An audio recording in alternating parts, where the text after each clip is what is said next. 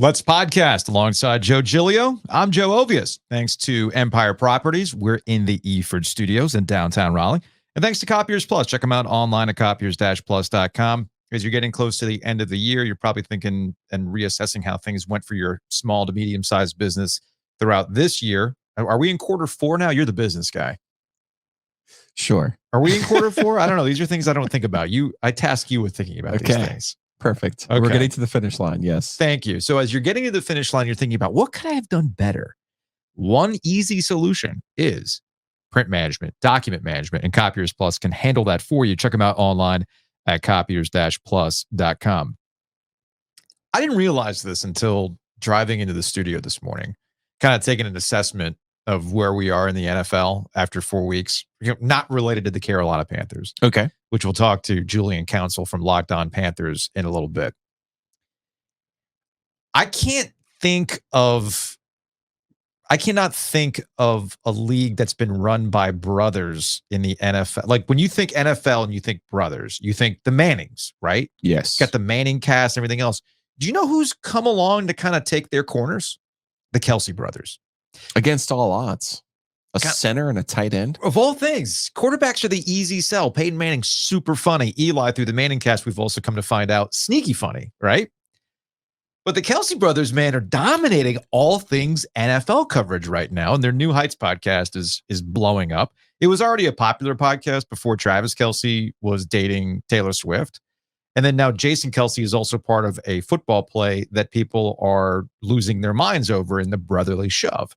Micah Parsons called it a cheat code of the Dallas Cowboys. He called it a cheat code. And I can see where he's coming from on that, because when you got the offensive line that the Eagles have, it makes it work. People act as though it's this rugby scrum. Anybody can do it. No, not everybody can do it. 3 teams other than the Eagles tried it over the weekend. All 3 failed. And the Giants actually had 3 players hurt on Monday night while they tried to do a tush push for the Giants. It really does, right? Like, I don't know, guys. Maybe Daniel Jones getting sacked 10 times on a Monday night, which is an NFL record, would lead you to believe that maybe we don't have the offensive line to make this work, or we don't practice this enough to make it work, because as the football nerds would tell you, they didn't have the 3 offensive linemen they need in position to make that sort of thing work. Whereas the Eagles, it's money for them, like it was against Washington in their overtime win over the Commanders. And you know how it is in the NFL, man. Like, you already had people who wanted to get rid of it this offseason. And now that they're having lots of success and others can't, you know that thing's gone after this season, right? Yeah, I don't like it. I'm not going to lie to you. Okay. I don't think it's a football play. All right. I was never a big fan of linemen coming in late and hitting people the way that they are now. This is a recent phenomenon in the last 5 years. Mm-hmm. This is also someone I've waited my whole radio career to do this. That's how I got hurt. My senior year. Guy comes in, 280-pound lineman. I was 155 pounds my senior year in high school. Yeah. Played cornerback. And plays over. I'm standing there. All of a sudden, this gigantic lineman comes in, blasts me, jumps on me, breaks my collarbone. Oh, geez. And I'm like, the hell? This is after I scored a touchdown the previous series. And I'm like, what is this all about? Mm-hmm. So every time I see somebody come late to the scrum, like late, obviously different than the Bush push here, but when somebody comes late to the scrum, I don't like that. They've incentivized teams to do that. And now this play, this is not a football play. Mm-hmm. So I don't like it. You want it gone. Here's the only issue I have with it. The only thing I'm torn about is I do enjoy people kind of like the Carolina academic scandal, where when people go back and go, well, here are your rules. Mm-hmm. I'm playing by your rules. Let's give a better Carolina example. When Dean Smith was like, oh, there's no shot clock. Okay. Here's what I'm going to do. Well, here are your rules. I'm going to go by the rules and exploit the rules to my advantage. So I do appreciate that. But in general, I look at it and I go, that's not really a football play. Was it John Harbaugh who got mad at Bill Belichick because he did another one of those, these are the rules and I'm utilizing the rules as it related to eligible receivers? Yes, splitting people out and realizing that person's covered and not eligible to be a receiver, but you'd have to do like some super quick math to figure that out. You would have to do that, but I'm not going to fault Bill. You know, it's funny. I had one of our listeners respond to something that we were talking about earlier in the week when it comes to basic stuff, and we treat Bill Belichick as this football genius because he does things that would seem pretty basic, like clock management or game situations. What do you do here? Or having somebody, and I remember a GQ article about Bill Belichick several years ago where he had a super secret guy on staff that nobody really knew what his deal was, just that he was Bill Belichick's guy. And his entire job was to pore over the NFL rule book and find nooks and crannies to exploit, which then gets other coaches upset. And to your point, I agree in that it's not quite a football play, but the rules are the rules and they're utilizing it. The only instance where I would nod my head in agreement about where we are with the brotherly shove is actually coming from Richard Sherman. Richard Sherman was like, well, wait a minute. We've actually put rules in place that have made it so that you can't push defenders into the scrum. You can't push defenders into special team situations like field goal blocking and whatnot. But now when it benefits the offense, we're cool with this now. Is that what we have to get at? Now, I would point back out to Richard Sherman in the history of the NFL in its modern era. Everything they've done is to benefit offense because ultimately that's what gets people to watch. They don't want to watch 9-6 football games. They want to see action. They want to see first downs. They want to see touchdowns. You like to joke about 2020. How can we get people to watch? No rules. Just no give me penalties points. unless you murder somebody on television. Holding? What's holding? No big deal. Give me some points. Pass interference? So be it. So in a way, I commend the Eagles for doing this. And as I illustrated before, just because they can do it doesn't mean that everybody can do it. And sometimes in the cases of the New York Giants, they're getting dudes hurt because they're doing it wrong. So I'm not going to fault the Eagles. The Giants are so bad. I know, they're terrible. Remember you were on the Brian Dable thing? I know, man. They're what terrible. Happened? Their offensive line is terrible. It's bad. I don't care who you are. This might be the definitive proof for anyone who needed it. Yeah. If your offensive line stinks, there's no out coaching that. There's no scheming around that. Although the CJ Stroud hive would be quick to tell you that the Houston Texans also have a terrible offensive line, and Stroud seems to be working just fine in those circumstances. This is in relation to what's going on with Bryce Young. The other thing about the Kelces is you got Travis Kelce, right? And AaronRodgers went on the Pat McAfee show and he dropped a Mr. Pfizer on Travis Kelce. Travis Kelce got dudes going through their feels, man. Okay. Like, I honestly think AaronRodgers is jealous of the attention. I missed this. What happened? So, well, hold on a second. Let me see if I can pull up let me pull up Rich Cimini's tweet real quick while we're doing this so I can give you the highlights. You're right. Rich Cimini now covers Aaron Rodgers. I'm like, what does the Jets guy care about Aaron Rodgers? Yeah, that's true. That's true. So here's Rich Cimini. Let me go ahead and pull this up on StreamYard if you're watching on YouTube. If you're listening on podcast, sorry, bear with me as we do this live to tape. So this was Cimini who watched AaronRodgers on the Pat McAfee show. He says, well, he's well ahead of normal protocols for an Achilles injury and sounded confident that he can return quicker than outside expectations. Revealed he also has an ankle issue. Refer to Travis Kelce as Mr. Pfizer, which is now trending. Because remember, Travis Kelce is doing a commercial where he's promoting a double shot. Get your flu shot, get your COVID shot. Now, the irony here is that who does AaronRodgers accept checks from? Johnson & Johnson. Yeah. Okay. The lack of self-awareness from AaronRodgers sometimes is amusing. He probably doesn't know that. I mean, oh, come on. He absolutely does know that. He just doesn't want to talk about it. The next time he goes on with Joe Rogan, I would love to know him. Like, so all these medical things that are helping you get back to the field sooner than later, is that cool? Or is it the dolphin sex sounds that's making you and your ankle feel better and your Achilles heal? Anyway, instead it was disappointing. This is the part that actually upset me. The Pfizer stuff, whatever. He's just clowning Travis Kelce. I know they're boys. That doesn't bother me. It was, quote, disappointing that the message he delivered to the team Saturday night got leaked to the media. He said he has to tighten the ship up. Said he's proud of Zach Wilson, though. So here's the thing. Disappointed that the message is getting out there, but where are you right now, Aaron? What have you been doing the last couple of weeks while you've been on the recovery bed, talking to Pat McAfee and telling him what you think is going on behind the scenes and opining about how, I don't want to see those people, John, on the sideline.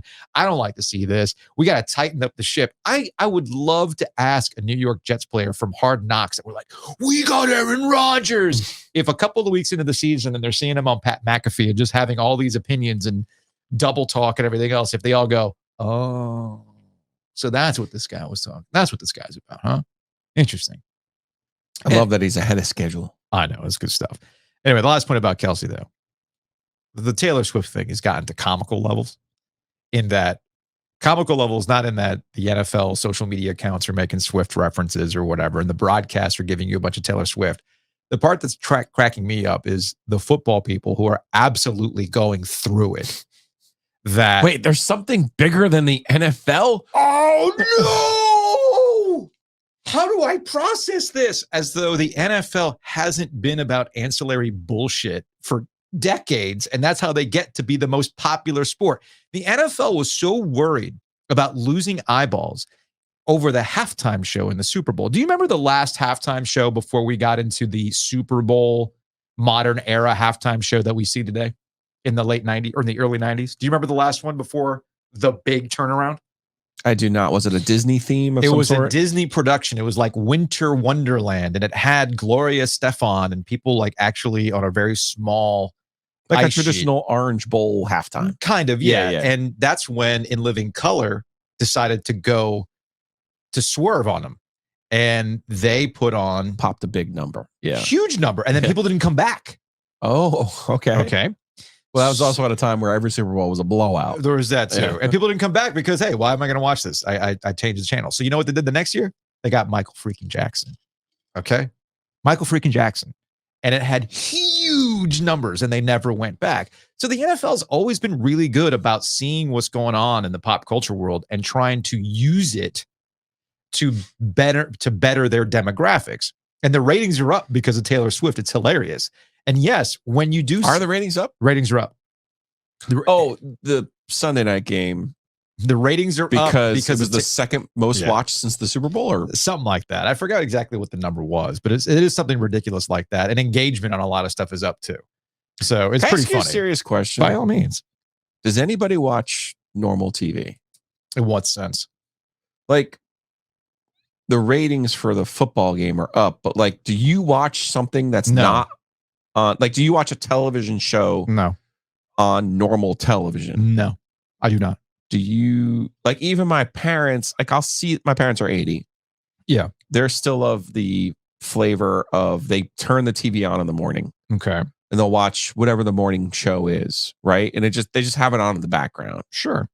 Like, I still think they might even watch something like on CBS, like a The Good Doctor or something like that. Right. You know what I mean? Yeah, I know what you're saying. Like, it used to be you turned on your TV, you had cable, you turned on your TV, you flipped around until you found something that you wanted to watch. Mm-hmm. I cannot tell you the last time I just watched something on television other than sports. So if the ratings are quote unquote up, Yeah. like, what are we talking about in reality here? I don't know if I'm following. If nobody watches TV and the only thing that gets watched is a live sporting event, Specifically NFL. then, And college football, then but what's really up? You know what I mean? Like, Oh, well, because nobody watches TV. I think it's relative to what is up. I think on a Sunday night, your normal routine for Mhm. most, now you like to tell me not everyone's into sports. Mm-hmm. I do think people watch the Sunday night game. I do think people watch the Sunday like 4:00 Oh, game. clearly. I think you sit down. Those are the two things Well, I that think- you actually watch. I think the important distinction here is that the NFL is not like other sports. The NFL, as I was illustrating, has done an incredible job of finding the things to get them into the popular consciousness, okay, and making it part of the fabric of American pop culture that no other sport in the modern era has been able to do. So I commend the NFL for that. And that's why I crack up that these supposed NFL people who are up in arms about Taylor Swift coverage don't see it for what it is. The NFL co-opting to get to the casuals. The NFL's entire business model is based on getting casuals. That's how they get the numbers they get, because you're part about routine. The other part about routine is the NFL is intrinsically built into a weekly show type format. Is 60 Minutes even on anymore? Yeah, it is. I mean, I just remember as a kid. It is. It those is. I mean, commercials. the national news is on still too. I Okay. mean, the problem You really is think anybody watches national news? no. I mean, that's also splintered. Like, yeah, that's it's super splintered. It's super splintered. I can't even tell you who the national anchors are. I think David Muir If is you the put guy a at gun ABC. to my head right now, I would not be able to name one national anchor on ABC, CBS, or NBC. Really? If you were to tell Probably. me right now, hey, I could wipe out all of your credit card debt. Yeah. If you could name the 3 anchors on ABC, NBC, and CBS, Yeah. I would be like Peter Jennings, Dan Rather. I was a Peter Jennings guy, by the way. Like Brokaw. Brian Williams, Tom Brokaw. Yeah, Tom Brokaw. Right? Like nothing. I would draw a complete blank. Now I'm trying to remember the guy on NBC. I'm saying, can you name? I don't know who the CBS guy is. I don't know who the CBS guy is. I forgot who the NBC guy is, and I know who the ABC guy is. So that's about it. Who is the ABC guy? David Muir is the guy. Okay. Mainly because the only reason why I know it's David Muir is because I usually am in the habit of watching Jeopardy, Wheel of Fortune in the background. I do watch Jeopardy. Like that's background stuff. I do watch Jeopardy. So that's why I know who it is. So there's your one. There you go. Yeah. You know Ken Jennings is doing that now, right? Is he permanent? No, I think there's like a rotating. Still with the Rhoda? I think there's a rotating cast when it comes to that. Regardless, to answer your question about the ratings, the NFL is unique from other sports. College football is close behind it in terms of getting people to watch in large numbers. But I think the way people consume television comes from the form of how you receive it. Like I watch television on Hulu Live. Hulu Live knows what you watch.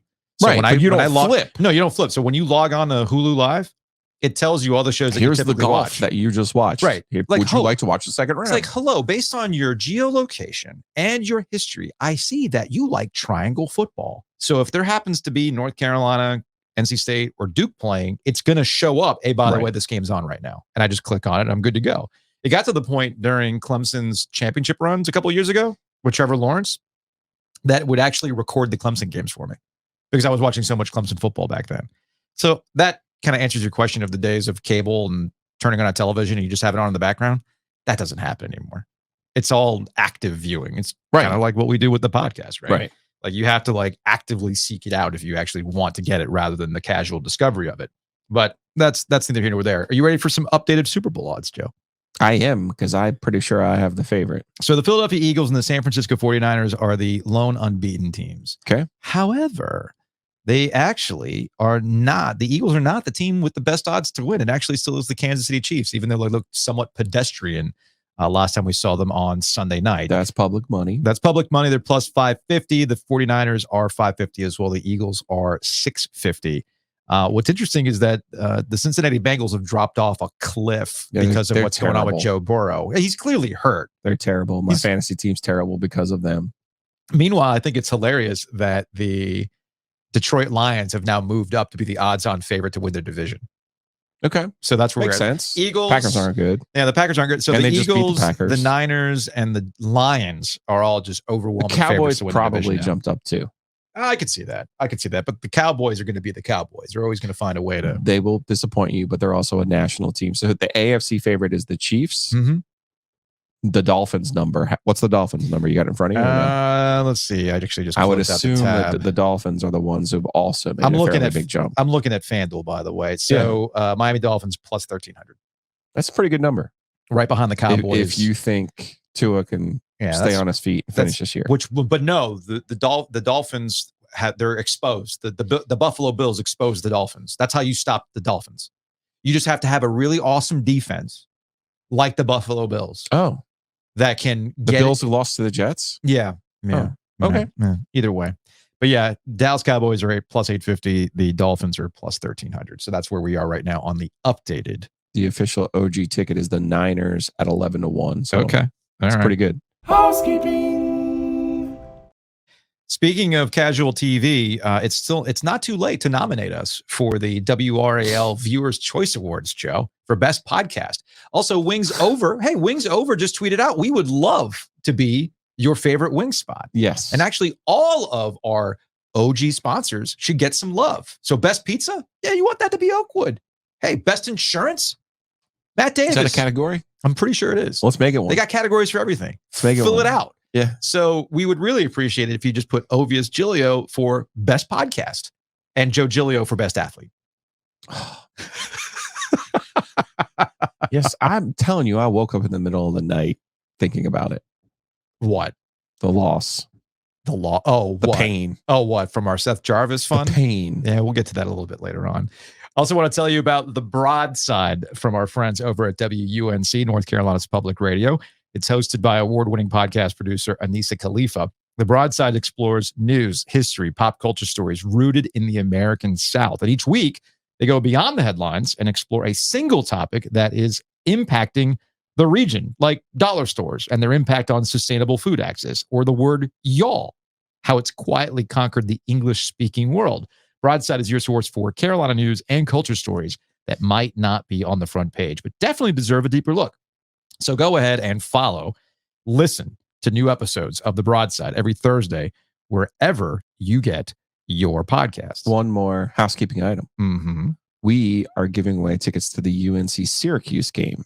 You have to follow us on the Instagram, though. Yes. What is you our... have to like it. It's OG Triangle Media on Instagram. Okay. You have to like the post that talks about the North Carolina Syracuse tickets. Okay. I'm actually going to re-up that on Instagram today in one of our stories to take you there, and you can like it. And then of the people who've liked that post, we got a pair of tickets. We have 2 pairs. We have 2 pairs. Yeah, we have 4 tickets to every game. Oh, geez. Okay, yeah. Okay, so Yeah. let's get on that. We have 4 tickets to give away to the Campbell game. That's going to be at the OG Golf Classic on Friday. Very excited. That's exciting. But tell people more about where they can get UNC football tickets. You just go to you can go to goheels.com. Right. I believe the game for Syracuse is sold out. That's all the more reason. And that's why if you want to buy tickets, if you don't win them from us, you can go to SeatGeek. SeatGeek, the official partner, UNC football. Mm-hmm. So we picked a pretty good year to partner with UNC football. I'm not going to lie to you. I agree. Love their home schedule, and also no issues with their offense, or knock on wood, their quarterback. So you want to see a team who's running hot right now? Yeah. Check them out. Go Heels or at SeatGeek. Also, thanks to Hometown Realty. Check them out, myhtr.com. Joe loves really, really simple websites that don't overcomplicate things, and myhtr.com makes it really simple for you to understand. Are you buying a house? Are you selling a house?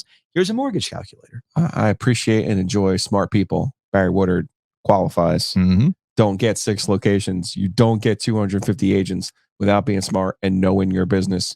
Barry knows the real estate business. Check him out. It's myhtr.com. Protect that number 1 investment, which is your home. Also, thanks to Whitaker and Hamer. Check them out online at wh.lawyer. Again, that's wh.lawyer. Like, do we even need to say anything else? Like, they're smart enough to come up with that. Now, did you have Whitaker and Hamer look over our OG golf tournament, like contracts and whatnot? Yeah, Josh will be there. Okay. I'm excited. Just double check. Do we need Josh there to get rules interpretations? People are going to be upset. Yeah. That's how it works. We got plenty of prizes, though. I'm not worried about that. Everyone's going to go home happy on Friday. Shouts to Catherine that's here in Nevada, too, because we got a lot of good things happening on Friday. Yeah. I'm excited. It should be a lot of fun. Should be a lot of fun.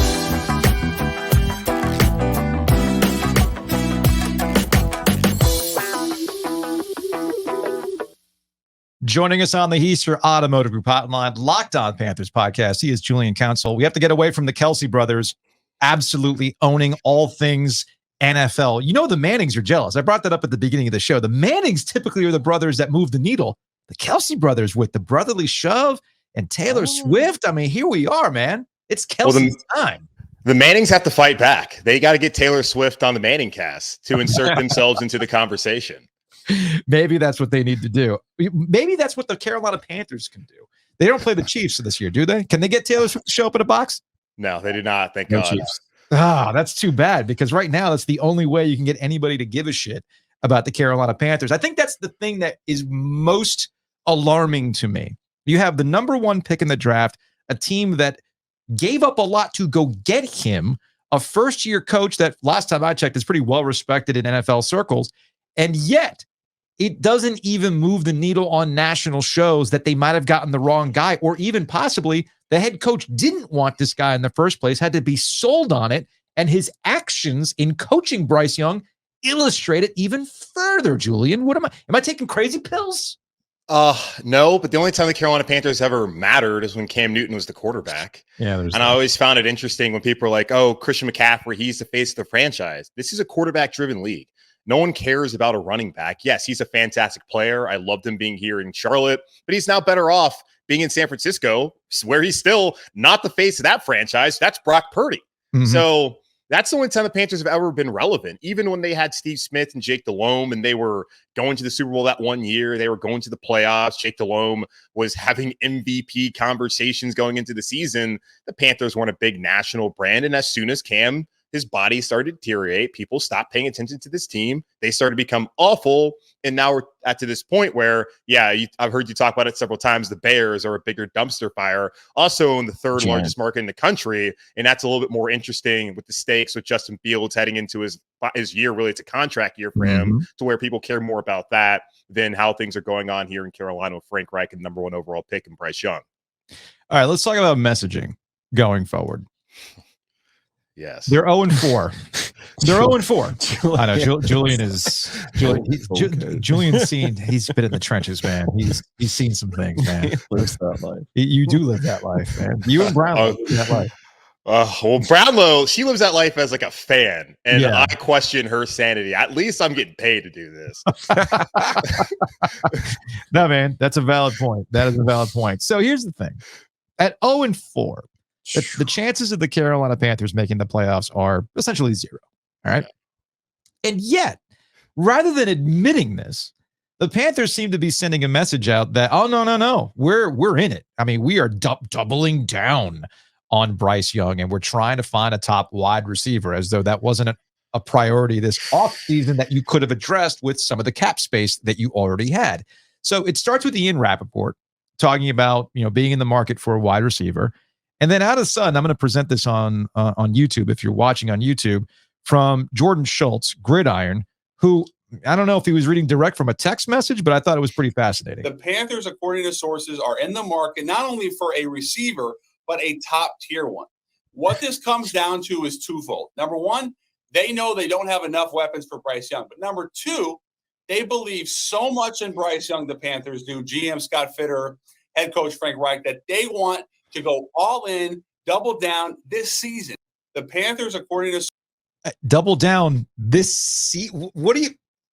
There's so much wrong with that clip and where this is getting sourced from. There's so much wrong from it. We gotta get him a top wide receiver. Well, why didn't you think about that in this offseason? I thought the guys that you got were perfect for what you were trying to do with Bryce Young. All right, well, we're doubling down on this year. At 0-4, it almost seems like the jig is up, Julian. People can see that they don't have faith in Bryce Young, that there might be buyer's remorse. And rather than wrecking his confidence, they're now trying to get the message out. No. There's nothing to see here. We're perfectly cool. Everything is fine, when it's actually giving you a Streisand effect. It's not fine. Now I actually have more questions around the Carolina Panthers. I don't pretend to be one of those like football scheme nerds. So I'm not going to sit here and try and tell you what the Panthers are trying to do on offense. I have no idea what they're doing, but it seems pretty clear whenever Bryce Young kills a play that the check is to the flat, which is predictable, as we saw Brady Quinn break down on the broadcast on Sunday afternoon, that loss to the Vikings. And I think it's pretty obvious that when you have a quarterback with 13 years of experience in Andy Dalton, like they did against Seattle, that Frank Reich, who's been in the league for a long time, is going to have a lot more confidence in what he's able to do than a rookie who would have been starting in his third game. So I don't think there's all that much to say about those situations. Like, yeah, duh, you're going to trust the guy who's been for 13 years, has seen it all, more than you're going to trust the guy who had started 2 games. So I think people might be making a little bit more of that, but maybe it's possible that Frank Reich wasn't a huge Bryce Young fan. But the whole, we need to be all in on a wide receiver now from the Carolina Panthers is comical, considering it was obvious to anyone that was paying attention and wasn't wearing Carolina black and blue glasses that the wide receiver core was going to be one of the worst in the NFL heading into this season. Just like it was obvious for anyone who pays attention to the team in West Raleigh that their wide receivers were also not going to be good. So I don't know how State fans are confused by that. I don't know how Panther fans are confused by that, because it was obvious. DJ Moore was the only good wide receiver that they had. And I don't even look at DJ Moore as a top 15 wide receiver in the NFL. And they decided that it would be easier to replace DJ Moore than it would be to replace Brian Burns or Derek Brown, which in theory, I agree with that. Defensive line, way more important than what you have on the outside. But still, you can't leave yourself completely bereft of talent on the outside like they did. Now, to not their credit, but I guess to give them the benefit of the doubt, this was a terrible wide receiver market. When people are talking about, hey, go out there, get Odell Beckham Jr. for what? Just to have the name value? What's he done in Baltimore so far? Well, you had Nuke Hopkins, though. Yes, Nuke Hopkins, who also went on a podcast and said, I don't want to play for rookie, but apparently wants to pay Ryan Tannehill instead. Right. And the Titans were going to give him the most money. The Carolina Panthers were going to give Nuke Hopkins that. When I saw that deal, wasn't surprised by it. When you saw the deal with Leonard Floyd, who would have been an obvious edge rusher for them, and you saw what he got compared to what they paid Justin Houston, clearly they were never in that market. They weren't trying to spend very big, where it's interesting. You talk about messaging. It felt like going into it that, yes, this is probably a 1-2 year rebuild, considering that the first 3 years of David Tepper as the owner with Matt Rule were completely wasted the last couple of seasons, to where you have guys that look like they're ready to compete, like Derek Brown and Brian Burns, and really most of the defense, if you don't count the fact they can't stop the run. But then offensively, it's a complete turnover, and you're trying to figure out, okay, do you have the right quarterback? Do you have the right guys around him? Which obviously is not the case. It's just funny to me, because it's clear that they didn't have the talent. And after 3 games, because that report came out before the game against the Vikings, they realized, oh, crap, we have awful receivers. We put Bryce Young in a terrible situation. We have to do something to fix it. I don't know what they can do to fix it, because it's a little bit early to make trades anyways in the NFL, because trade deadline's not for another 27 days. But also, who's out there that the Carolina Panthers can bring in? T. Higgins? Yeah, well, that seems like that's something the Cincinnati Bengals are going to drag out until at least March, where they're going to probably slap the franchise tag on him. And once you get to March, they need to be trying to pay Jamar Chase anyways over him. The reason why I bring that up is because it's pretty clear with the whatever health issue Joe Burrow is dealing with. He's clearly not right. The Bengals at this rate are not going to make the playoffs. So why would you, and Giglio's upset about this, why would you not just go ahead and start, what assets you want, do something with T. Higgins? But then that gets to the other part. All right, so you want to go get T. Higgins. What's that going to cost you? And what do you have if you're the Carolina Panthers? Is even that good? Well, there is that too.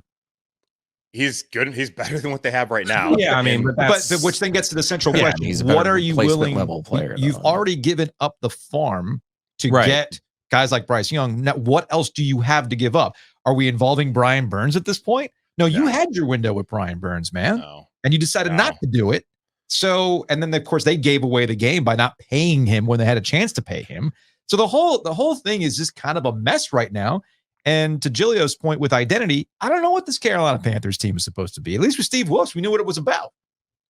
Running the football, talking about bringing the pride back to the Carolinas, protecting the bank.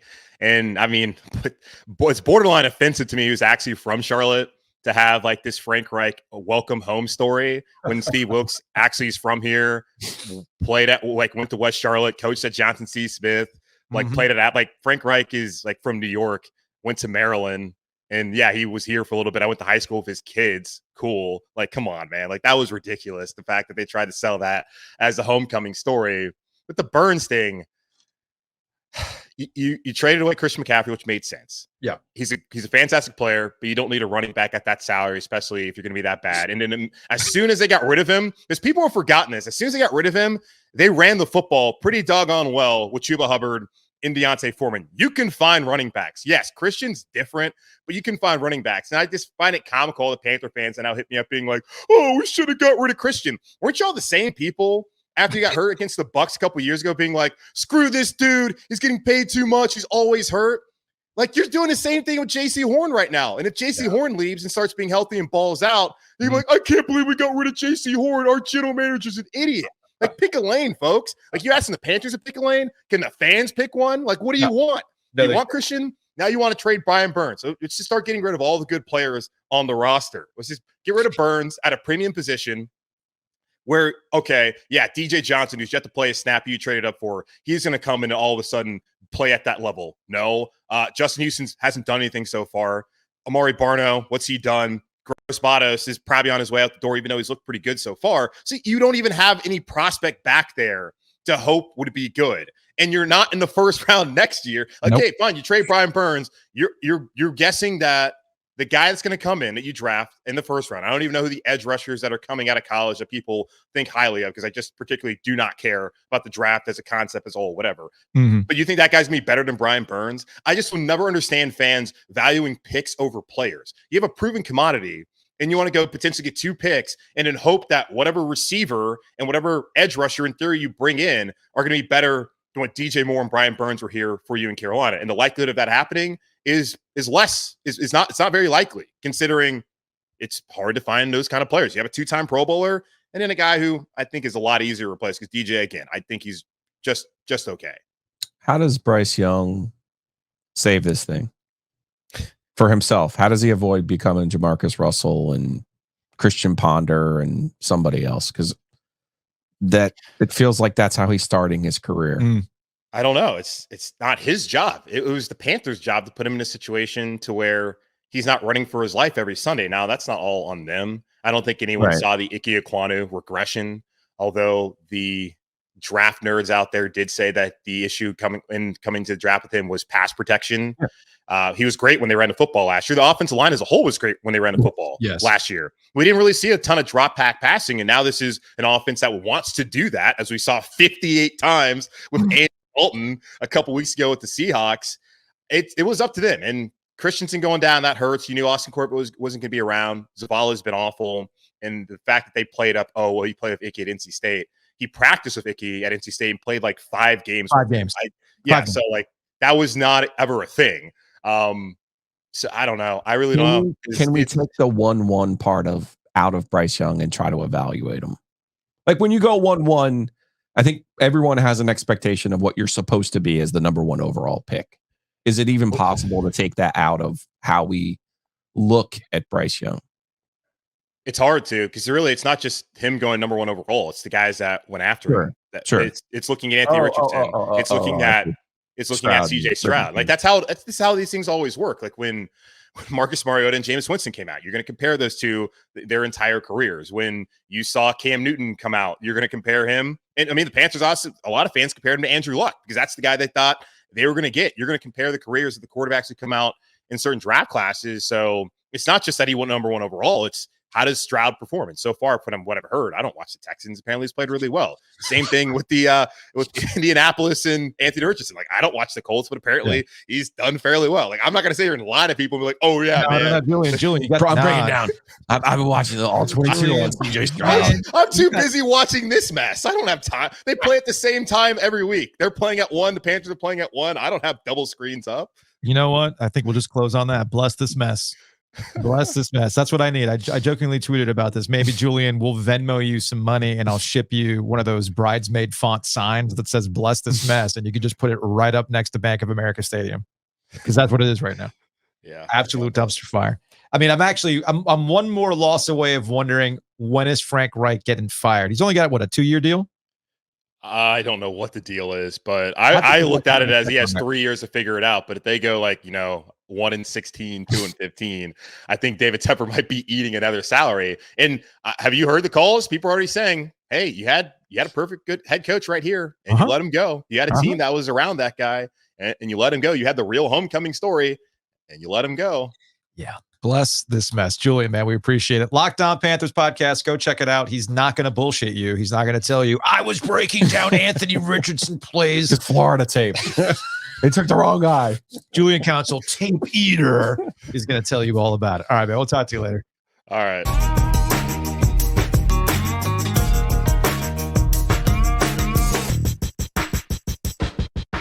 Every time we talk about the Panthers, I'm so worked up about the Panthers, I can't even talk straight, Joe. You know what would help watching the Panthers? Really great bourbon. A little bit medicinal push. Yes, really great bourbon to just ease this disaster piece that is the Carolina Panthers. Thanks to our friends at Graffiti in downtown Cary. They have awesome bourbon specials. Tuesdays break even night. Sunday, they have more bourbon specials. They got all the games going on. So if the Panthers are terrible, don't worry. You can watch something else that might entertain you while you're hanging out. And of course, there's axe throwing. They got, usually on Sundays, they have a different beer that comes through. That's a lot of fun. And again, we thank Graffiti for sponsoring Ovia's and Gilio. We also thank Mosquito Authority, Pest Authority, for sponsoring Ovia's and Gilio. We talk about OGs. Hayes is an OG when it comes to sponsoring the OG. So go support them with Mosquito Authority and Pest Authority. Yeah, get rid of all those bugs, man. Whether they're inside your house, outside your house, go check out underneath your house too. Mm-hmm. Got that 360 moisture barrier. It's a game changer. Go check them out. It's bugsbite.com. You're going to see all kinds of ways to save money. Punch in your zip code. Go to bugsbite.com. So yesterday we went to PNC Arena to go talk to Seth Jarvis. We did a little bonus Mike Maniscalco chat. That was a lot of fun. That was on yesterday's show. But the reason when we went to PNC Arena was to talk to Seth Jarvis, because I felt, Joe, that you and Seth are like simpatico. Like you would love the life that Seth Jarvis lives, which consists of hockey, sleeping, and golf. Living his best life. I could do without the golf, without the hockey. Feels like that would be work and that's fair. Painful. And that's fair. But we had a fun conversation with him. There's a couple of context things to set up. One, I handed him a cassette tape because he had made a playlist for the Carolina Hurricanes. I put those songs on a mixtape, and that's how we got the conversation started. And we also did a golf bit, which we will give to y'all next week as we get hyped up for the start of the Carolina Hurricanes season. Joe is already making a face because of how this golf bit went down with Seth Jarvis. But dude, the content was phenomenal. Yeah, I've squared that it turned out the best possible way. Good.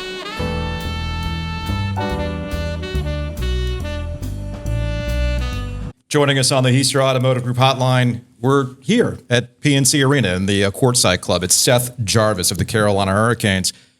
Before we start, Seth, I handed you that contraption. Yep. I don't know if you want to hold it up for the camera there as we're doing this on YouTube as well. Beauty.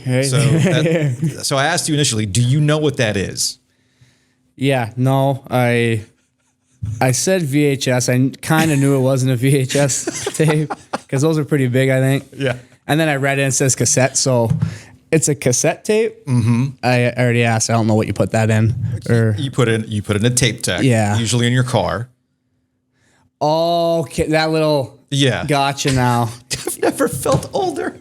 Yeah, I got you now. I know what you're talking about now. I mean, my dad's old car used to have one. You plug it in. Yeah. He was born in 2002. I don't think any cars have that. No, I think even born in 2002 means you're probably not functional in a car until 2008. Oh, I wasn't functional till like 2013. So here's what I did. The Carolina Hurricanes, during the summertime, I think there was an interaction with you, some fans, and the Canes social media account. And they wanted you to give them a summer playlist. Yeah. I think you called it like the summer playlist thingy.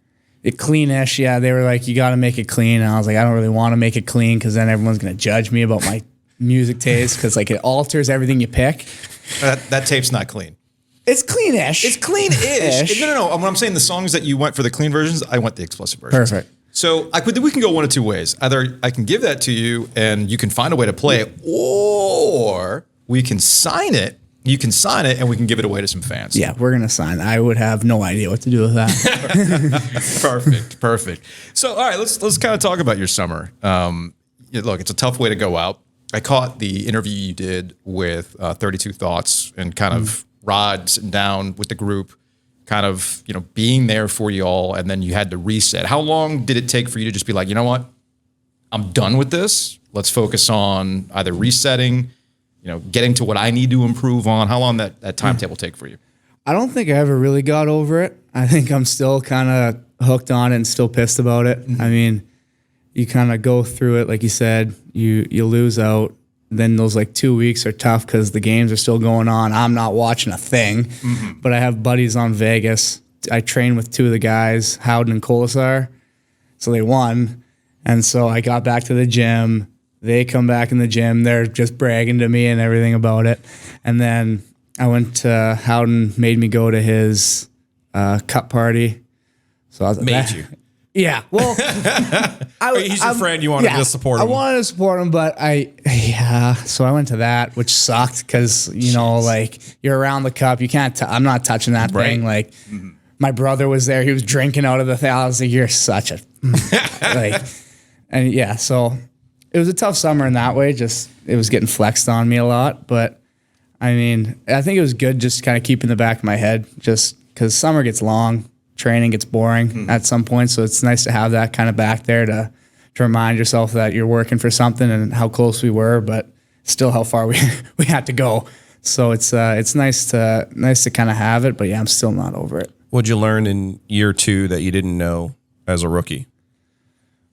Just I think how fast the league adapts. I think my rookie year I kind of came out of nowhere, so no one really knew about my game or what I did on the ice or what kind of my strengths were.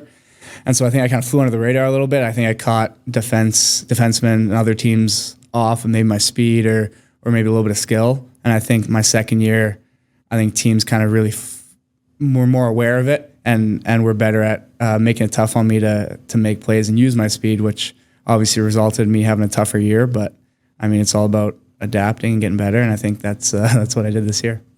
Did you try to cook? Did you go full Brent Burns? Because I know Luke DeCock wrote a story about you guys going over to Burns' place, and he's got all the exotic meats and everything else. He's got the sauna. I mean, look, man, you're a single guy. You're on your own. Like, did you say, hey, you know what? Let me blow off some steam and try, I don't know, rattlesnake or something like that? Did you learn anything about the various things that you tried to cook? No, not at all. I'm never going to try to cook, I don't think. I think I kind of quit on it. Okay. But, yeah, so I'll still be at Burns' probably before every game this year or every home game. But I'll keep it up to him. Well, I was going to say, in that story, I think it was Burns' wife that thought you were finished because you hung out with Aho and Teravainen all the time. Yeah. And we had just talked to Aho a couple of weeks ago because he lives down the street from me. Have you picked up any Finnish? Can you curse and finish? That's all I care about. I can curse and finish. Nice. Yeah, so I got a few curse words. I got a few like just weird sentences that I can say. Such as? Maybe not like say on here. We have no FCC rules. We have no FCC rules, man. Oh, well, even then, like it's kind of just like what's the genre of chirping are we talking about here? We're talking about somebody like, is it getting personal? Is it just it's personal. Something about somebody's mom? No, it's about a body part probably. Got it. And then like I was Santa for Rance's kids, so I think I can say happy holidays or happy Christmas. It's one of the two. Yeah. Hold up. Whoa. Go back. I don't really know the translation. What did you wear to be Santa? You're like I was Santa. 5'10", 145 pounds. I know. I was Santa. Well, Rance's kids are like probably 5 or 6 and 3 or 4. You babysat for him? No, he was Santa. I was Santa at Christmas. Oh, I'm sorry. I misunderstood. I thought you said you babysat. No. Okay. No one would on this team in their right mind would trust me with their kids. But what are you talking about? You play video games. Just sit them down and play Fortnite, right? I know. I'd probably lose them though. They got to take care of me more than I got to take care of them. Take us through the emotions of last year at the trade deadline, right? Like it's nice to be wanted by other teams, but how was it for you to process? Because that's year 2. I mean, you're still only 21 years old. It was probably one of those slaps in the face that goes, okay, this is a business. Yeah. But then, of course, they didn't get rid of you. They rewarded you basically by saying, no, we believe in this guy. Exactly. Yeah. It was tough. I feel kind of bad because I didn't handle it the way I think I wanted to.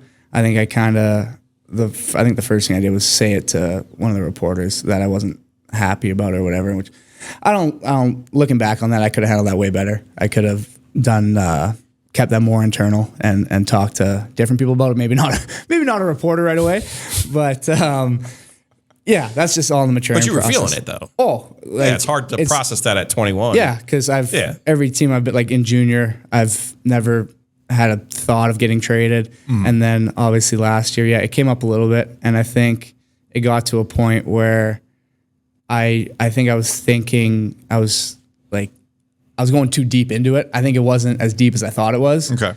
And so I was making more of a bigger deal of it in my head than I think maybe it initially was. So it was tough. I mean, I love it here.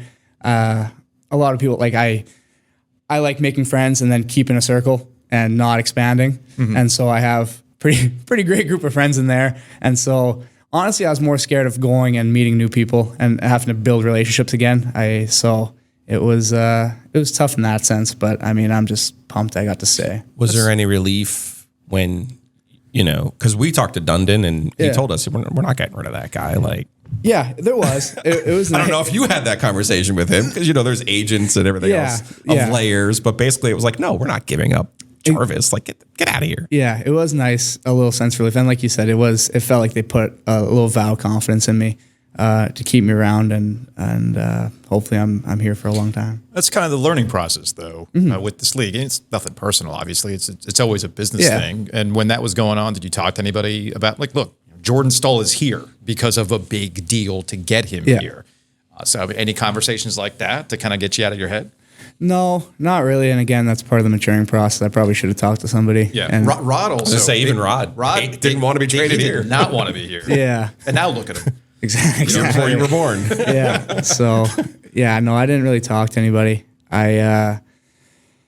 Yeah, I kind of kept it internal. I think even my parents tried like asking me how I'm doing about it, what I think, and I don't want to bother anybody with it. And I thought I could handle it on my own, which I learned I'm not great at it. So yeah, that's something for the future. Hopefully I don't have to go through something like that again. But I mean, it's hockey. There's always going to be rumors like that. Well, speaking of the maturity, what is it about your game that you looked back on and you wanted to improve on? Is it a toughness level? I mean, Joe and I talked to Rod at the end of the season, and he kind of went on what I thought was a great rant about fake toughness. And there was the way you guys exited. There was fan conversation, media conversation about toughness. There's fake toughness. There's real toughness.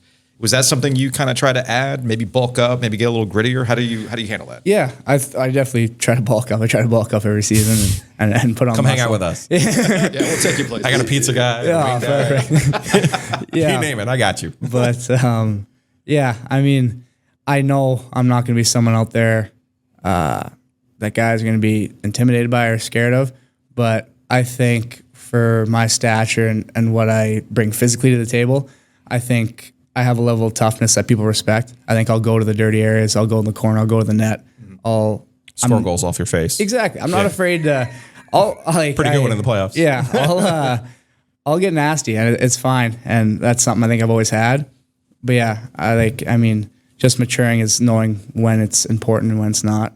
I think just not putting yourself in vulnerable positions where you have to be tough and going over the edge. You mentioned you have a group of friends here. I think we all know who the core players are here, and Tom and Don have done a great job of keeping those guys together. But it seems like every year we get a new little wrinkle in the supporting cast. Yeah. You have a scouting report for us on some of the new guys. I think Bunting in particular is someone that people are going to be interested in seeing. Yeah, Bunts is going to be awesome, I think he's someone... We might have to work on that nickname, though. Bunts? You don't like Bunts? You're not a baseball person, I guess. I stink at baseball.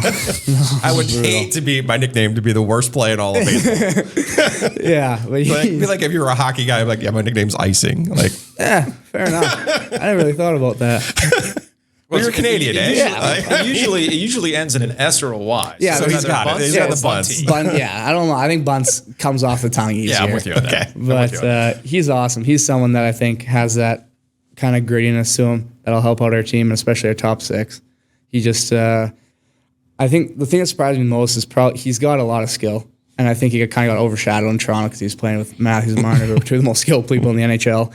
But he's got a ton of individual skill, so it's going to be a lot of fun to play with him. And I think here he's going to really be able to show that off more, and I think people are going to really appreciate his game a lot more. When someone new like that comes in, we hear a lot about culture, and we've known Rod since he was traded here. So we kind of take it for granted that we understand who he is and what he's trying to do. But like when the new people get here, like Burns, are you like, yeah, you're not going to believe this guy. Like he's every bit as good as everyone says, or how do some of those conversations go? Yeah. Well, I mean, like when Burnsy came in a million miles an hour. So it's a little bit different. He's a fun guy, but with Bunts, he had a familiarity with a few guys on the team. I think he had like Tony. He knew a little bit, so I think it was a little easier for him to ease in because he had buddies, and he's a great dude. He's someone that's pretty easygoing and cracks a lot of jokes, which I love. So he's fun to hang out with. Is this camp any different?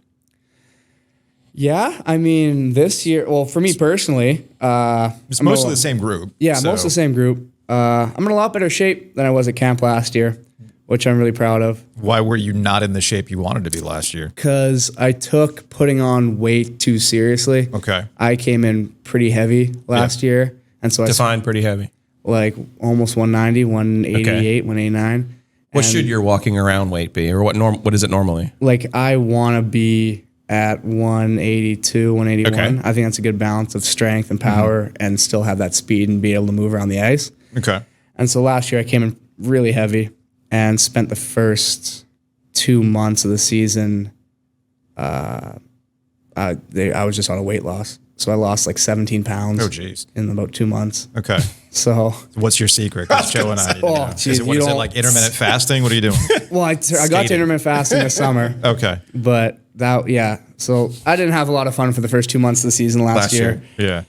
And then so now I found a good kind of routine and put on a lot of good weight, and I'm just super pumped on how I'm coming. You have your own specialist for that, or do you go to who the team uses, like in terms of weight programs. Because in our area, right, we think about you're 21 years old, like you should be in college, right? Yeah. Like normal people, normal athletes that we deal with, football and basketball, they come in, they're like you, they're 175, 180 pounds, and they go through a weight program. Yeah. Right? Yeah. And they naturally develop. You're going to have like a second spurt in college, right? Exactly. So I'm curious and you've been away from home for however long, so you've been dealing with that. Also, hockey's a completely different culture than what we're used to. But I am curious, like, you hear about Tom Brady with Alex Guerrero. Like, do you have your own guru, or do you just go to the Canes and say, here's what I'm trying to do. How do I, what regimen or what program should I do? I know there's Kaiser chops and all this other stuff that Rod's got going on in the post game. So I do have my own guy. I have my own guy back home, and him and the team work together. So, because the team wants certain stuff, he wants certain stuff. So they kind of work together, talk it out throughout the summer and come up with a happy medium on what to do. And so we talked it out, figured out kind of what we wanted, what they wanted, and and honestly just had a really productive summer, and it went really well. So where are you now, weight wise? 182-ish. You're at your goal then. Yeah, I'm right where I want to be, and I've never felt better. You're the one screwing up the government curve for me, by the way. When the government says you're obese, this is what they're talking about. That's what it is. 180 again. That's what it is. That's what it is. Look, we appreciate the transparency, man. Like, you want the refs. I saw in the Greg Wyshynski piece, you want the refs to be transparent. Like, hey, let's talk about. I got to talk about what I did. I would love that. I need you to talk about. That is such classic sports talk radio caller take, because I've been doing this 20 years, so I especially with ACC basketball, it's like, they should put the ref out there to answer why, not a statement. So when I read that clip, I'm like, oh man, maybe Seth is like a low-key State fan that we didn't even know. Well, that's where I heard it from. I got that from somewhere online. I think somewhere on Twitter, someone said that. I'm like, that is so smart. I was like, I like that one. And so, have you adopted a local team yet? It's okay. If you have. Football, State. Okay. Yeah. I love State football. Basketball, I think I'm always going to be tied to Duke a little bit. So. Duke. Yeah. I grew up, my parents were huge. Like, my dad played college football, my mom played university basketball. So I watched a discussing amount of college basketball and football as a kid growing up. And Duke was always winning when I was younger. Yeah. So as a kid, you're like, I want the winner. And what'd you do with the golf outfit from the Stadium Series game? I still got that. I still got it going around. Did you break it out this summer? No, I don't plan on. I don't think breaking it out. Maybe the hat. I might rep the hat. Were they once in a while. +4s? Is that what it was? I don't know what that is. The golf like knickers and socks. Yeah. Okay. Yeah, I don't think that's a good look. That's not a look for you? Okay. No, I can't pull that one. I forgot where I read it, but essentially you said your summer consisted of golf and sleep. That's what you wanted to do. Yeah. Like you're living Giglio's dream, by the way. Yeah. Yeah. It was fun. Maybe not in Winnipeg. I'm not a great sleeper, but a lot of golf. I'm not great at golf either, but I'm going to beat you in hallway golf. I almost promise you'll beat me in hallway golf. Also, the same rules from Aho apply. It's your week's worth of salary versus my week's worth of salary. That is the bet. So did you beat Aho? Listen. I was going to say, that's the one you want to win. Me and his week's salary is a whole lot different. You want to play Mulkey with Aho. Yeah, I want to beat him. I need that week's worth. That's my year. So you got, I was going to say our week's salary might fill up his Mercedes. That's about it. So you got the pup-up I'm ready. We got 4 holes set up. You're going to like the tee markers. I'll even give you some caddying advice, even though it's early. And you got your shirt. Hold up your shirt. There we That's go. yours. Just positive vibes only, man. Yeah, that's what it's about. Positive vibes only this season. You're like, who are these guys? I don't know, but they gave me a shirt. But I love the shirt, and I got a VHS tape. And it's a cassette tape. I'm joking. Appreciate the time. Yeah, thank you.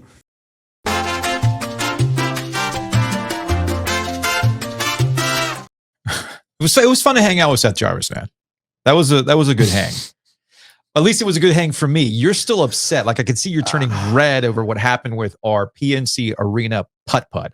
As you heard the end of that interview, we referenced golf, and Joe had set up 4 holes around the concourse, the arena level. And there was something that happened at the end, at the last hole, which you beautifully set up, that caused Seth Jarvis to run around in celebration. I was going to say, yeah, I made peace with this morning. Yeah, for this reason. If I win the way that I would have won, it's boring. Good point. Boring. Good point. Who cares? But for the kid to make the putt I know. in the way that he did, and for him to celebrate, Y'all see it. I can't make that up. Yeah, you and we couldn't script that. Yeah, Like, you'll see it. if we tried. And we couldn't script it. and you'll see it. One thing that we can do today, though, at the beginning of that conversation, we had that mixtape that he made over the summertime. I had him sign it. You did. And what we're going to do, what we're going to do a little bit later on today or tomorrow is I'll put that video out on Instagram, much like our UNC tickets. Like that post, comment, whatever, but definitely like the post. Make sure you're following OG Triangle Media on Instagram. And one lucky listener will get an autographed mixtape from Seth Jarvis. Now, I'm not going to give you a cassette deck, but I will give you the tape. It's up to you to bring your own cassette deck. Big thanks to Homefield. Check them out online at homefieldapparel.com. Use that promo code OG23. They dropped some new NC State apparel in the last week. They got new Campbell Camels apparel coming out this week. Good Gaylord stuff. I have to go and look. They haven't sent me the design yet. Okay. But there is a Campbell Camels shirt on the way. I'm hype about this. Love it. Apparently, it's one of their more requested shirts. So I'm really hyped. Gaylord the Camel is like. Yeah. So I'm really curious as to thing. what they're going to do with it. So we shall see. So be on the lookout for that. And if you're a Campbell grad and you want to get something from Homefield, use that promo code OG23 to save 15% off your orders. Speaking of saving money. Oh, man. Are you kidding? Speaking of saving Be money, like Troy. Yes, you need to contact State Farm. You need to contact Matt Davis, InsureGarner.com, VOGinsurance.com, or you can call him directly at 779-8277. Matt Davis is going to save you some money along the way on insurance. And if you want to talk to a real person's going to answer that phone. 919-779-8277. We had Troy, one of our listeners, call. He saved 40%. Can't promise you that's going to be that much, but I can tell you what, Matt's going to figure out what's the best deal for you. So go check him out. TheOGinsurance.com. Also, we'll see Matt on Friday at the OG Classic. Very excited about that. We're moving on. So on yesterday's show, we talked to Luke Takaka, the News and Observer, related to Tom Dundon, Carolina Hurricanes owner, and his sudden interest in wanting a baseball team. Dave Glenn, a longtime sports talk radio host, he has his podcast, his YouTube channel. He apparently talked to Dundon, and I haven't seen the interview yet. I just saw the blurb on the website saying that, I'm going to put a group together to buy this. And our initial reaction with Luke yesterday was, this is odd, interesting. I want more context. Sure enough, Luke Takak did talk to Tom Dundon a little bit later on that day. In fact, Tom called him while we were talking to Luke yesterday. And there is a little bit more context in that Tom is essentially saying, why not? Like, I might as well look. This is not one of these, what I hate in these conversations, Joe, and I think some of the reaction that we've gotten to our conversation yesterday and why it's trending, is that there's a really motivated group of people in the Triangle that want baseball here. They are. Yeah, that's what I was trying to say. Like, I'm not trying to be dismissive of them. No. And then maybe I'm poo-pooing on the person who's throwing the starfish back into the sea here. Okay. Right? Like, there's just so many starfish. Like, how are you going to save them all? And well, you're just trying to save one. So maybe I'm the bad guy here, as Josh Goodson likes to call me. This just seems like a pipe dream to me. Again, there's a balance to this conversation.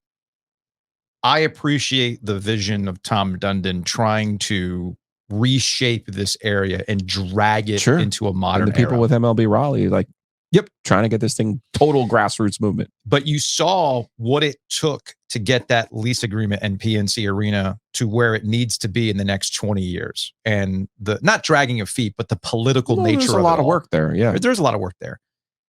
And I'm not even thinking about the $2 billion expansion fee. That's whatever.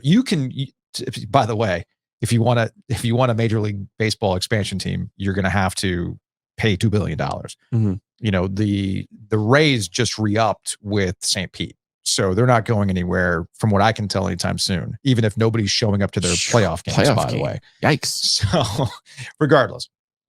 So I appreciate the vision. I love these big picture ideas. But once they're out there, you have to start looking at, okay, how would it work? And it's not that we're dismissive of the idea. It's more about just being honest about the realities of getting something like that to work, and not just monetarily, We're talking politically and infrastructure-wise to make these types of things work. And the reaction that we got to some of our conversation yesterday was interesting. I'll go to Seth on Twitter before I go to the YouTube comments.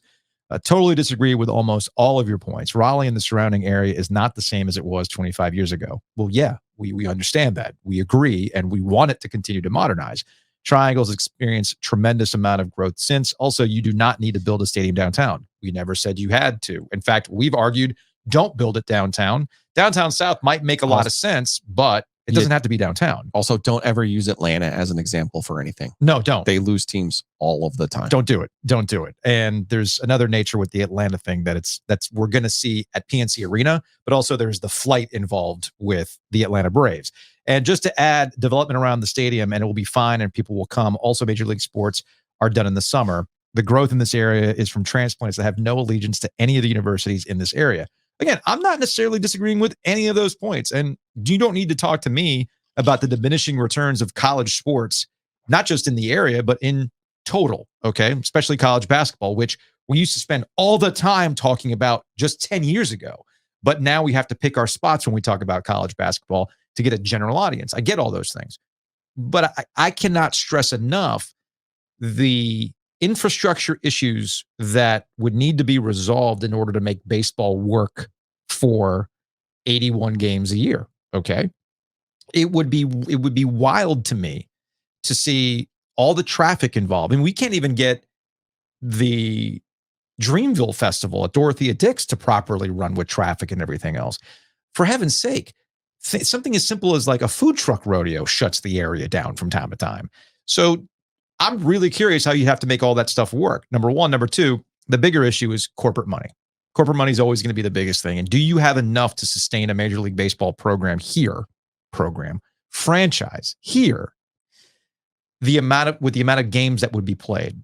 MLS always made way more sense here than Major League Baseball, here specifically. From the expansion fee money, the once a week nature of soccer, the crossover of fandom with something like the Carolina Hurricanes to soccer, the youth sports that's involved with soccer where you could easily get teams to come out as a corporate buy, et cetera, et cetera. I don't know if baseball has that, Joe. Not in this area. Not yet, at least. Yeah, I'm just being totally honest with you. I follow, when you grow up in New Jersey and New York, you follow baseball. That's what you do. I'm 48. I would wake up literally every day and look at the box score. And I wasn't even a fan really of anybody, but you look at the box scores, you look at the standings. What are the Red Sox doing? And back then it was, what are the Cardinals doing? Like when you were following the Mets, you followed everything every day. And it's really hard to follow baseball when you're not in a baseball market. Mm-hmm. Do you see what I'm saying? Yeah. And you might have a bunch of transplants here.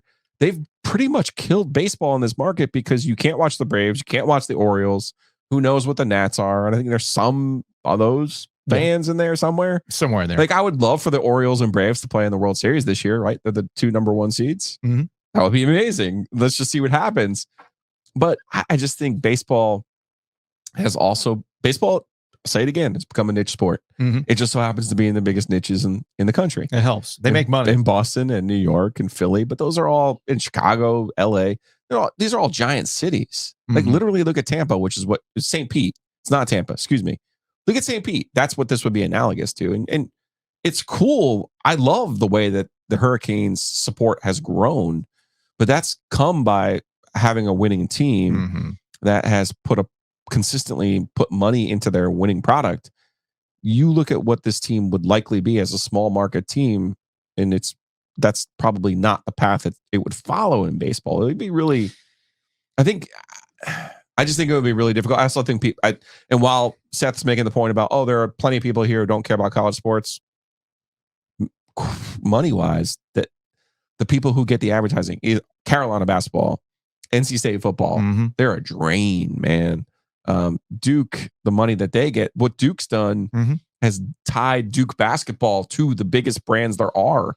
AT&T, EA Sports, like those are the kind of things that Duke's gotten into. So if a Major League Baseball team were to come here, like I'll be fully transparent with you, the freaking Hurricanes are picking off all of our sponsors. Okay. And I love our sponsors, but they're not Fortune 500 companies. Do you see what I'm saying? I know what you're saying. So it's like, there's only so many of those to go around. So if Dundon wants to create some sort of super package, Yeah.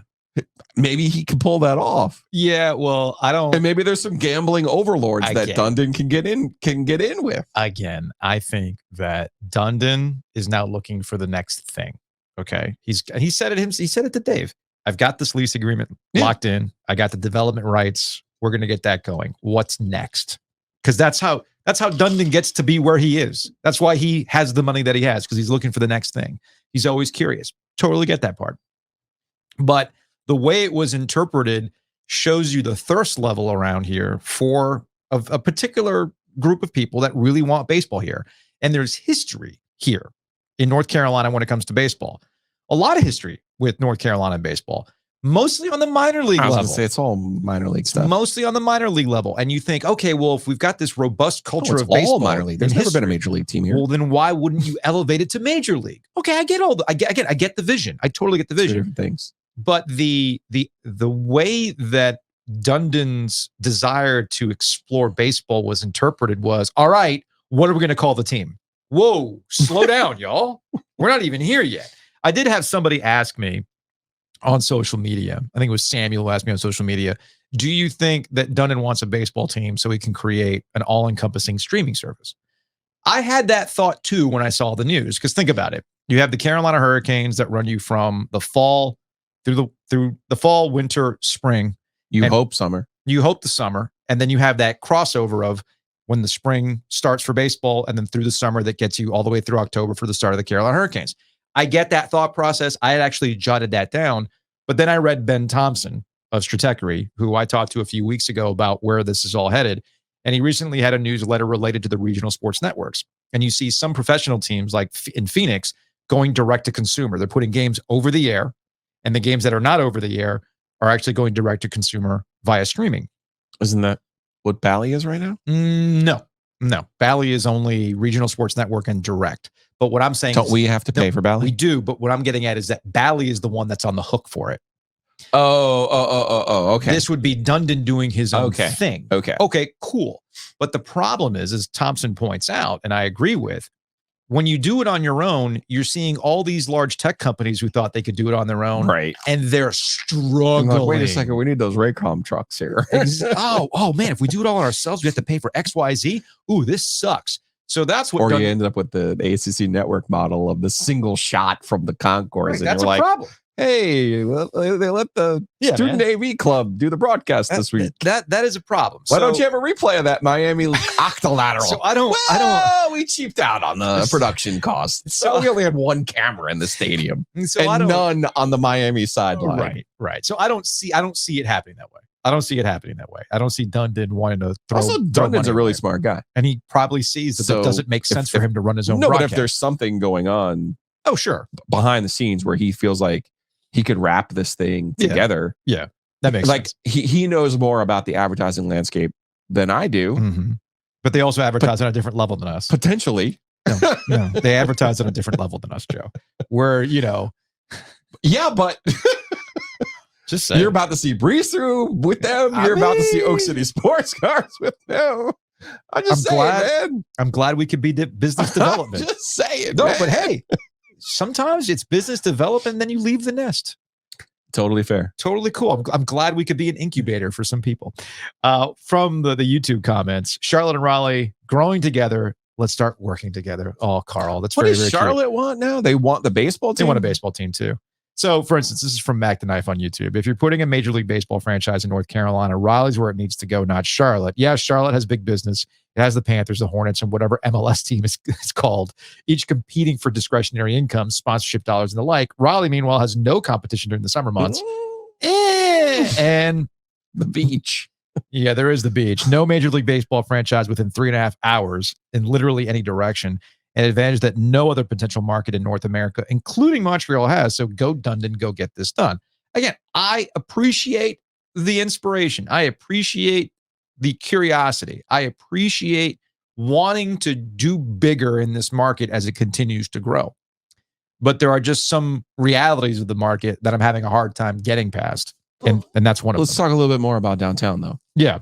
Because I think they almost would have to put it downtown because you're looking at all of the buildings that they're putting up now. Yeah. Right. When I mean buildings, they're all condos. They're not putting anything else up downtown. Right. So that would be the most logical thing to me in terms of, I sat in the parking lot after the Louisville game on Friday for 60 minutes and then drove home. It took me 20 minutes to drive home. Nobody really in this area knows how to handle traffic. No. The Canes try. They're a little bit better than NC State. But NC State, that setup, like I'll never understand why Edwards Mill isn't an egress, and an ingress. It should be coming in. It should be going out. Yeah. Like every college stadium I've ever been to, when you're pulling into the game, lanes are closed, cops are out, they're directing traffic. There's a flow in, there's a flow out. Yeah. And they can't even figure that out. And that's a once a week thing. Right. So if you try to do something like that baseball wise, I think it would be hard not to have it in the downtown area. And there's enough spots that they could figure it out where they wanted the MLS stuff. And there's enough. I think the biggest change, to Seth's point, the listener. Yeah. The biggest change is now there's people living downtown. When I started working at the News and Observer in 1995, and I literally rode my bike from NC State's campus downtown to Raleigh. There was no one living downtown. Yeah. Even in the last 15 years, all of the different condos that have gone up, those are the people. And because now here's the other part. If you could afford to live downtown, you could probably afford to go to the baseball games. And that's the other part of this. That's the other part of this that people aren't squaring. Who's living downtown, Joe? That's the other part of this that people aren't squaring. Okay. Oh, but minor league baseball works so well in the state of North Carolina. Yeah. Back when it was $5 to get into every game. Oh, I'm going to go see the Mudcats. I'm going to go see the Winston-Salem Horns or whatever their name, the Dash. Well, yeah, because it's single A ball and you're going and you're paying peanuts to get in. The major league team, and especially if it's Dundon, is going to charge $50 to park. He's going to charge $10 to $15, $20 for a beer. Yeah. He's going to charge $10 for a hot dog. You're going to have to take out a home loan to go to a game. People don't like it now. I know. Like I've literally gotten free tickets to the Hurricanes and walked out of there without spending $100 on free tickets. Yeah. That's one game out of 40. I know. Now all of a sudden you're saying, and I'm a grown ass man, right? In theory. To your point about minor league baseball, there will be some sticker shock. Will be some sticker shock. There's sticker shock even going to a minor league baseball game. Now, yes. Okay. You talk about free tickets. Certain people act like they are a major league team when they're not. It's whatever, you know. Like look, all things aside, I got friends with the Durham Bulls. I don't have to pay for a ticket to go to the Durham Bulls, like ever. All right. Even when I was working for Capital Broadcasting and there were freebies, I can just make a call now and go. Free tickets, no big deal. You know, I'm still spending money though, right? You know how much a beer is? Yes. Okay. To your point, the beer at a Bulls game is relatively decently priced, all things considered. As we've seen with the height rake at Stormbrew. All things considered, Bulls games are actually pretty good in that regard. But yeah, Major League Baseball is going to be a whole different ball game in terms of price level. Number one. Number two, and I can't stress this enough. I don't think I'm insulting anybody when I say when we talk about minor league baseball, people don't go to minor league baseball games with stakes. People go to minor league baseball games for the experience. For the experience, to be entertained, which is why the Durham Bulls Athletic Park is one of the best in the country, because they do all the little things you need to have a really great experience, not just from individuals or families that are going, but groups too. Like my junior Canes team, right? We had a team building event, and one of the first things we did before the season started was we went to a Durham Bulls game, and everybody's hanging out. They got it catered. I mean, it's top class. It's top class, man. It's really great stuff. But again, the kids weren't there to watch a baseball game. The kids were there to eat, get some merch, and then at the end, hopefully get some ice cream and then go blow off some steam. For the most part, there's a very small percentage of people who go to those games for the purposes of watching baseball. Nobody goes for that purpose. I would argue that the Carolina Hurricanes went through that for a long time too. That essentially was viewed as an entertainment product, not exactly stakes. Of course, that was when they weren't making the playoffs. That has shifted over time. And to wrap up the point about young people, what is the one thing that young people do not want to do? Spend money. They don't want to spend money, number one, because they don't have money, by the way. Most of their money is being spent on just being able to live downtown in the first place. And any discretionary income goes to, you know, going out to dinner or whatever it is. But also, how many studies do I have to present to you that young people just don't give a shit about sports. Yeah. So yes, you put the baseball stadium downtown. The young, you build it, they will come. Will they? They're having a hard enough time getting young people to watch it on TV. And now you want them There's to a difference though. Now you want them to drop hundreds of dollars to go see a baseball game on a random Wednesday night? Like, I'm not, I just, it's a hard sell for me, but I'm not going to knock it.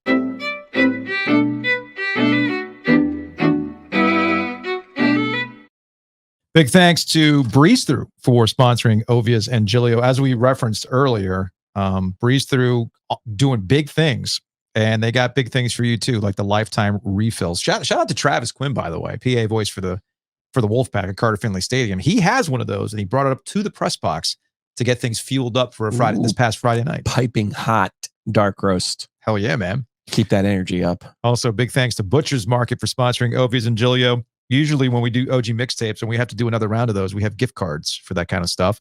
So you can go pick up those signature steak tips. The chicken's phenomenal. They got great hot dogs and burgers, wings, sandwiches as well. The steak and cheese is money. Don't forget about those sandwiches. So we appreciate Butcher's Market for sponsoring Ovias and Giglio.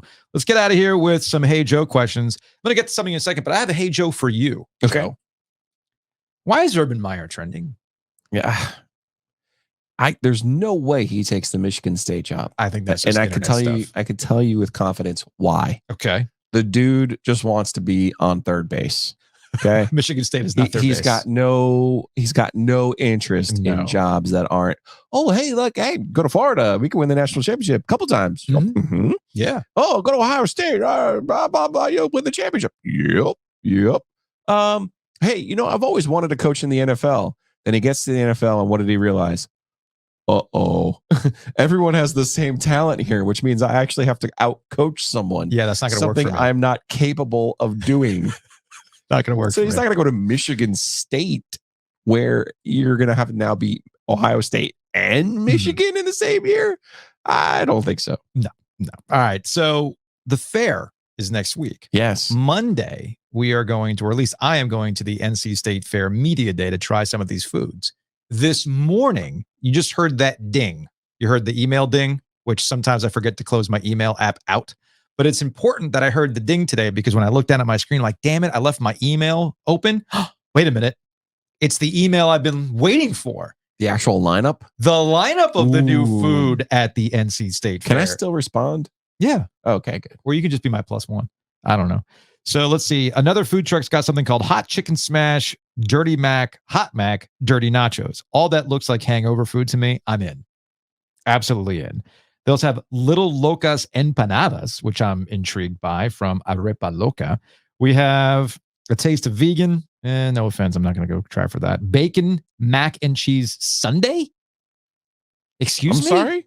That looks like it's, hold on, let me zoom and enhance. Oh, I have this email too. Zoom and enhance. That looks like some sort of croissant with mac and cheese on it with bacon. That looks phenomenal. I'd be intrigued by that. Deep fried gimbap, Korean sushi roll. I'm in. A Korean barbecue rolled in seaweed and rice and then deep fried on a stick. Yes. Let's freaking go. I'm in. Candied apples, get that out of here. Deep fried cinnamon apple bread pudding bites. I'm in. Politician fries. French fries covered in cheese and full of fried bologna. Get it? See, Ostrich smash burger. This is where they start losing me a little bit when they just start throwing a bunch of stuff. The morning after stuffed leg. Like, no. Wait. What? Where did you see? Giant turkey leg stuffed with cheese, eggs, tots, drizzled. And it's like, wait a minute. No. Oh, what is this? Look at this. Bacon wrapped candied jalapeno pimento cheese sandwich? Again, trying too hard. I need absolutely simple. not. I need simple. Steak bombs, gourmet tacos, pocket stuffed tortillas, mac and cheese, tornado fries seasoned and loaded with fish. Oh my goodness. Let's go. Dill pickle donut? Joe. Deep fried ribs? I'm intrigued by that. No. Whole pickles? I don't know about that. No. What else we got here? Okay, the morning after stuffed leg. Giant turkey leg stuffed with cheese, eggs, and potato tots drizzled with lime crema, your favorite fruit jam, or smoked turkey breast breakfast gravy. Yeah, that's definitely the morning after. You're going Sunday morning hungover to try that out. No, No, not doing that? no. I gotta first of all, I gotta respond here. Hang on. Stimulus edition of the morning after roll egg roll. Let's say we got the walking tachos, the crazy Italian savory funnel cake, homemade battered, seasoned with Italian seasoning, deep fried, topped with homemade marinara sauce, melted Italian blend of cheeses, topped with either a homemade meatball or pepperoni. I'm in. Pulled pork mac and cheese Danish from La Farm. How freaking yes! Those deep fried ribs look like a stomach ache. Not gonna lie. The slop bucket. No. No. No. No, you're a no on the slop bucket. No, I'm just gonna let you handle this. Well, you gonna let me handle all these things? You're in charge. All right, that's fair. I'm trying to think, man, they got so much food. Good Lord. So much freaking food, man. I'm not going to be able, they're not going to have all of this at the media day. No, they do. They have all those tables set up. Yeah, but they're not going to bring all of these foods. Yeah, they will. Are you sure about that? Yeah. Oh my goodness. Chicharron on a stick? Hell yes. What is it about putting something on a stick? It's about the fair, man. Okay. Pumpkin spice tea. Oh. Oreo brownie blast. What else we got? Okay, that's it. Anyway, there's your state fair preview. I cannot wait to try whatever they have available You're on a nut. Monday. All right, that's going to wrap it up for today's show. I'm going to start fasting now to Good call. prepare myself for Monday, but we will see you Thursday.